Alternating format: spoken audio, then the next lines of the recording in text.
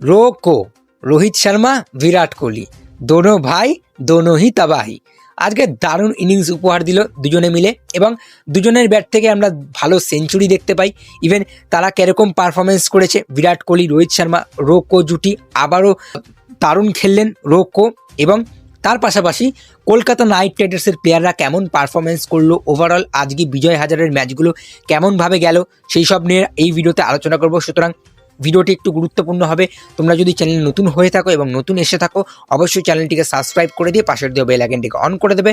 তো চলো ভিডিওটি শুরু করা যাক। সবার আগে আসবো বিরাট কোহলিকে নিয়ে। বিরাট কোহলি একটা দারুণ সেঞ্চুরি উপহার দিলেন ভারতীয় ফ্যান্সদের, যেখানে অন্ধ্রপ্রদেশের সাথে দিল্লির একটা ম্যাচ হয়। অন্ধ্রপ্রদেশ প্রথম ব্যাটিং করে 298 রান করে 8 উইকেট হারিয়ে। অন্ধ্রপ্রদেশের হয়ে রিকি ভুয়ে 122 রান করে 105 বলে। দিল্লির হয়ে সেই ম্যাচে সিমারজিৎ সিং 5 উইকেট তুলে নেয় এবং দিল্লি যখন চেস করতে নামে তখন চেস মাস্টার বিরাট কোহলির ব্যাট থেকে একটা সেঞ্চুরি দেখতে পাওয়া যায়, যেখানে বিরাট কোহলি 131 রান করে 101 বলের বিনিময়ে, এবং নীতিশ রানা তার সাথে সাথ দেয় 77 রান করে 55 বলে, এবং এই দুইজনের পার্টনারশিপে কিন্তু দিল্লি অনায়াসে জয়টা তুলে নেয়। তো দিল্লি অনায়াসে প্রথম ম্যাচটা জিতে গেল বিরাট কোহলির বিনিময়ে, এবং ম্যান অফ দ্য ম্যাচ হলো সিমারজিৎ সিং। মুম্বাইয়ের হয়ে রোহিত শর্মা একটা ভালো ইনিংস খেলে, যেখানে সিকিমের সাথে যে ম্যাচ ছিল মুম্বাইয়ের, সিকিম প্রথম ব্যাটিং করে 236 রান করে 7 উইকেট হারিয়ে। সেখানে মুম্বাইয়ের হয়ে শার্দুল ঠাকুর অনবদ্য বোলিং করে 6 ওভার বল করে 19 রান দিয়ে 2 উইকেট তুলে নিয়েছে, এবং শার্দুল ঠাকুর ভালো বল করেছে। মুম্বাই চেস করতে নেমে মুম্বাইয়ের হয়ে রোহিত শর্মা 155 রান করে 94 বলে। দারুণ একটা সেঞ্চুরি উপহার দেয় রোহিত শর্মাও, যেখানে 155 রান থাকে 94 বলে, এবং রোহিত শর্মার সাথে অঙ্গক্রিস রঘুবংশী 38 রানে একটা ছোট ইনিংস খেলে 58 বলে। খুব স্লো ইনিংস ছিল, তার কারণ রোহিত শর্মা প্রথম দিকে যেভাবে বিধ্বংস ব্যাটিং করছিলেন রঘুবংশীর কোনো প্রয়োজনই পড়ছিল না। তো সেক্ষেত্রে রঘুবংশী ডট খাচ্ছিলেন, একটু একটু সিঙ্গেল নিচ্ছিলেন, তো অতটাও গায়ে লাগিয়ে খেলেনি রঘুবংশী। বাট রোহিত শর্মা আজকে পুরোপুরি দিনটা গেছে রোহিত শর্মা আর বিরাট কোহলি দুই ভাই মিলে যা করেছে অন্যান্য দলকে, তো সেটা তো মানে দারুণ লেগেছে আমার। বিরাট কোহলি রোহিত শর্মা দুজনেই খুব ভালো খেলেছে। ঝাড়খণ্ড আর কর্ণাটকের মধ্যে একটা ম্যাচ হয়। ঝাড়খণ্ড সেই ম্যাচে প্রথম ব্যাটিং করে 412 রান করে 9 উইকেটে, এবং ঝাড়খণ্ডের হয়ে ঈশান কিষান প্রমাণ করলেন কেন তাকে ভারতীয় দলে সিলেক্ট করা হয়েছে, এবং 125 রান করেছে মাত্র 39 বলে। দারুণ ব্যাটিং করেছে, দানবীয় ব্যাটিং করেছে, যেখানে 7টা 4 এবং 14টা 6 ছিল, এবং ঈশান কিষান কিন্তু রীতিমতো ফর্মে এসছেন, রীতিমতো ঈশান কিষান ফর্মে চলে এসছে, এবং যেটা কিন্তু ভারতের জন্য খুবই ভালো খবর। ইভেন কর্ণাটক সেই ম্যাচে জিতে নেয়। ঝাড়খণ্ড এত ভালো খেলেও সেই ম্যাচ জিততে পারে না। কর্ণাটক 413 রান করে নেয় 47 ওভার 3 বলেই তারা অনায়াসে চেষ্টা কমপ্লিট করে, যেখানে কর্ণাটকের হয়ে আগরওয়াল প্রথম দিকে একটু শুরুটা ভালো করেছিলেন, 54 রান করেন তিনি 34 বলে, এবং কর্ণাটকের হয়ে রিয়াল হিরো হন দেবদত্ত পাডিক্কাল 147 রানের একটা দারুণ ইনিংস খেলেন 118 বলে। তো সুতরাং পাডিক্কালের এত ভালো একটা ইনিংসের জন্য কর্ণাটক কিন্তু প্রথম ম্যাচটা জিতে নেয়, এবং ঝাড়খণ্ড এত ভালো খেলেও কিন্তু তারা তাদের প্রথম ম্যাচটা হেরে যায়। ঝাড়খণ্ডের হয়ে অনুকূল রয় কিন্তু ব্যাটে তেমন কিছু করতে পারে না, তিনি 12 বলে 13 রান করে তাড়াতাড়ি আউট হয়ে যান, এবং বলে ভালো করেছে বাট উইকেটটা পায়নি। 10 ওভারে 61 রান খেয়েছেন তিনি, বাট উইকেটটা পায়নি। এক্ষেত্রে তিনি কিন্তু সব থেকে কম ইকোনমি দিয়ে বল করেছে ঝাড়খণ্ডের হয়ে, যেখানে সবাই 7 রান 8 রানের ইকোনমিতে বল করেছে, সেখানে অনুকূল রয় মাত্র 6.1 ইকোনমিতে বল করেছে, যেটা কিন্তু ভালো একটা খবর। এবং T20 ম্যাচগুলো যখন KKR খেলবে, অনুকূল রয়কে নিয়ে যদি খেলে সেক্ষেত্রে বিশ্বাস দিয়ে খেলতে পারবে। তো আপাতত ঝাড়খণ্ড এই ম্যাচটি হেরে গিয়েছে, এবং কর্ণাটক তাদের ম্যাচটা জিতে নিয়েছে। মহারাষ্ট্রের সাথে পাঞ্জাবের একটা ম্যাচ হয়, যেখানে পাঞ্জাব প্রথম ব্যাটিং করে 347 রান করে 9 উইকেট হারিয়ে। পাঞ্জাবের হয়ে প্রভসিমরন সিং 60 রান করে 77 বলে। অভিষেক শর্মা একটা ভালো ইনিংস খেলে, ছোট্ট ইনিংস 48 রানের 45 বলে।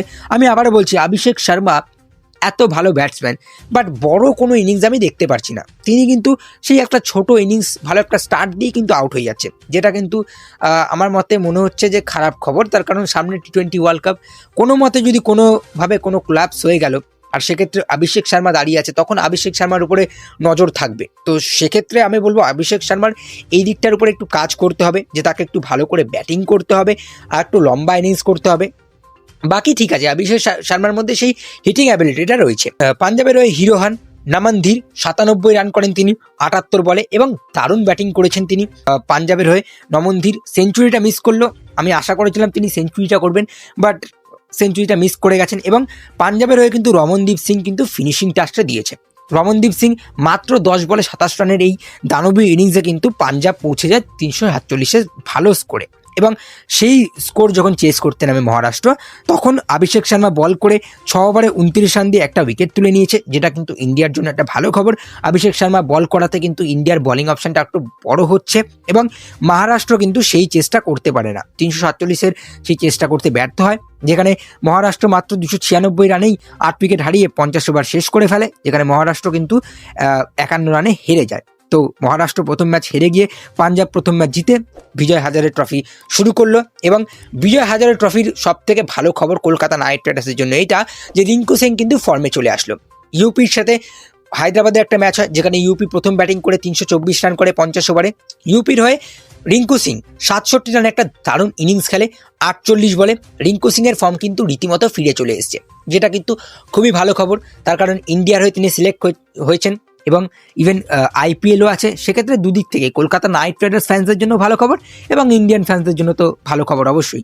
তো ইউপি 324 রান করে এবং হায়দ্রাবাদ চেস করতে এসে সেটা ব্যর্থ হন চেষ্টা, 240 রানে তারা অল আউট হয়ে যান এবং কলকাতার বলার কার্তিক তিয়াগি তিনি কিন্তু 2 উইকেট নেয় ইউপির হয়ে। ভালো বোলিং করেছে আজ কার্তিক তিয়াগি, ভালো টাইট লাইন লেন্দি বল করছিল এবং পেসটাও ভালো ছিল, 137-138-এর কাছাকাছি বল করেছে। তো ওভারঅল আমি বলবো কলকাতার প্লেয়াররা আজকে কিন্তু ভালোই করেছে। কিন্তু এখানে আমি আজকে সব থেকে বেশি খুশি হয়েছি বেঙ্গলের খেলাটা দেখে। বেঙ্গল কিন্তু দারুণ জয় তুলেছে। বেঙ্গল কিন্তু যেই ম্যাচটা হারার ম্যাচ ছিল সেই ম্যাচটা কিন্তু জিতে তুলে নিয়েছে এবং বেঙ্গলের সাথে বিদর্ভার আজকে ম্যাচ ছিল, যেখানে বিদর্ভা প্রথম ব্যাটিং করে 382 রানের একটা বড় পাহাড়ের রান চাপিয়ে যায়, যেখানে স্বামী ভালো বল করেছে, 10 ওভারে 2টো মেডেন দিয়ে 65 রান দিয়ে 2টো উইকেট তুলে নিয়েছে এবং আকাশদীপ কিন্তু আজকে প্রচণ্ড পরিমাণে মার খেয়ে গিয়েছে, 9 ওভারে 86 রান খেয়ে গেছেন তিনি। আকাশদীপের বোলিং লাইন লেন্থ খুবই খারাপ হয়ে গিয়েছিল এবং তিনি আজকে প্রচণ্ড পরিমাণে মার খেয়েছে। বিদর্ভার মতো একটা উইক টিমের কাছে এরকমভাবে যদি মার খায়, বিদর্ভা উইক টিম না, ভালো টিম, বাট আপাতত দেখো মুম্বাই দিল্লির মতো একটা দানবীয় টিম, তোমার ঝাড়খণ্ডের মতো যারা আজকে 412 রান করলো কর্ণাটকের বোলিংয়ের সামনে, সেক্ষেত্রে বেঙ্গল যখন ঝাড়খণ্ড মুম্বাইয়ের সাথে খেলবে তখন কি করবে, তখন আকাশদীপ কি করবে, তো সেটাই দেখার বিষয়। কিন্তু বেঙ্গল যখন চেস করতে নামলো, বেঙ্গলের হয়ে অভিষেক পোরেল উপর থেকে ভালো ব্যাটিং করে 56 রান করেন তিনি মাত্র 38 বলে এবং অভিমন্যু ঈশ্বরন 71 রান করে 67 বলে। সাহেবাজ আহমেদের ব্যাট থেকেও আমরা রান দেখতে পাই, 71 রান করেন তিনি 58 বলে। কিন্তু এই ম্যাচের হিরো হন কিন্তু আকাশদীপ।